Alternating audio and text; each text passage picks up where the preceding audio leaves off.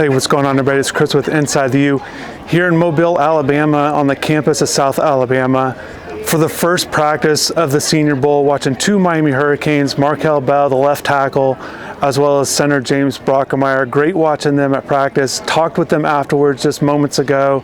Both of them are just glad to be out here, want to compete and kind of improve their draft stock. There were other Hurricanes who were expected to be here or accepted invites, Ruben Bain, Akeem Mesidor, Keontae Scott, and Jacoby Thomas, but they're not here, and you can understand for different reasons, whether it's draft status or just the fact that the Hurricanes finished their season last week. And, you know, it's good seeing James and Markeel out here. First with Markeel, look, the size stands out to me. It's clear, you know, even in an event like this, it's obvious to everybody. He didn't have an official weigh-in, but clearly he's the tallest tackle out here. I've watched both practice. These guys are on the American team, but the national team practiced earlier today. And again, Markeel's the biggest tackle. And, you know, today I thought he did okay. You know, there were some reps where he did well.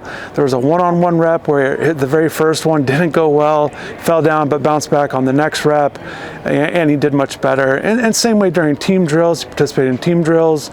I thought he did good there for the most part. He did have a play where defensive end got around him, but for the most part, a pretty solid day for Markeel. He did, you know, his one-on-one reps were at the left tackle as expected, but his last rep was at the right tackle spot. So, you know, talking with Markeel, you know, he definitely feels like he showed a lot during the season, but this is just another opportunity. A lot of draft scouts out here. Actually ran into former Hurricane Glenn Cook, assistant general manager of the Cleveland Browns. He's out here. Another former Hurricane is out here. And Clint Hurt, the defensive line coach for the Philadelphia Eagles. He is actually the head coach of the national team. So good to see some Miami guys out here. And you know, with James. You know, James at the center spot, just kind of watching him go through it, you know, watching him go through his reps. Same kind of thing. With the center, it's a lot different, though. The one-on-one reps, I thought he was solid for the most part. And, you know, during team drills, you know, it looked like, again, with what their assignments they're asking the center to do, it looked like James was doing a good job either on one-on-one blocks or if it was a combo block or just kind of, you know, hiking the ball and getting to that next level. Whatever seemed to be asked of him, I thought he did a pretty good job. You know, and James is another guy. Glad to be out here, you know, and, you know, both these guys are talking about just the disappointment. You know, they both said, you know, yes, great season, but they still feel like this is a disappointing end and losing to Indiana there in the national championship game. But I thought it was good for both of these guys to get out here, especially Markeel. I think there's a lot of interest in him, where he'll be drafted, and kind of how he does this week could certainly help him. So definitely we'll be paying close attention to how he does this week in relation to these one-on-ones or, you know, these defensive ends that he's going up against. You know, Zion Young is out here. He's considered a top 5 defensive end out of Missouri.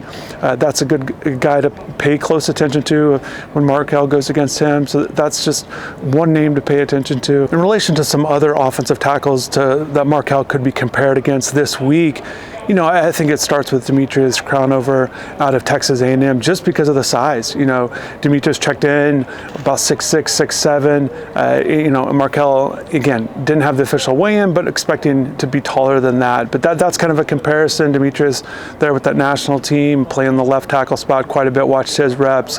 Another guy, you know, Jennings Dunker, considered a top 10 tackle at this point out of Iowa.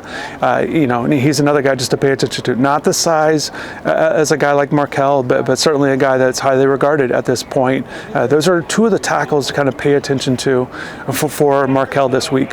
You know, and just some other thoughts about being up here. This is my first time being at the Senior Bowl, but it is my second time in Mobile.